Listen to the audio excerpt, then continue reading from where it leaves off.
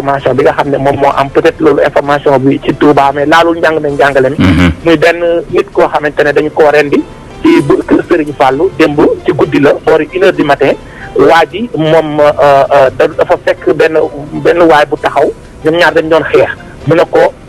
jógal fii parce que nanguwuñ kuy fanaan ci wetu jumaa jéeg yooyu ci la waa ji jëlee ngot daal ko koy dóor mu daw dugg biir kër Serigne Fallou mu fekk ko fa jam ko paako ci put daal di jël ko rendi ko comme ni ñuy rendee xar moom tax deret yëpp daf ko takk foofu yëpp tasaaroo mu nekk nit woo xam ne doy na war lool boo ko gisee sax nit bët mënu koo xool ba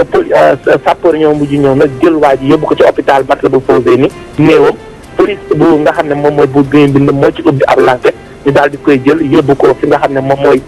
mooy commissariat ubbi enquête comme maa ngi ni proviseur bi gis naa ko mais proviseur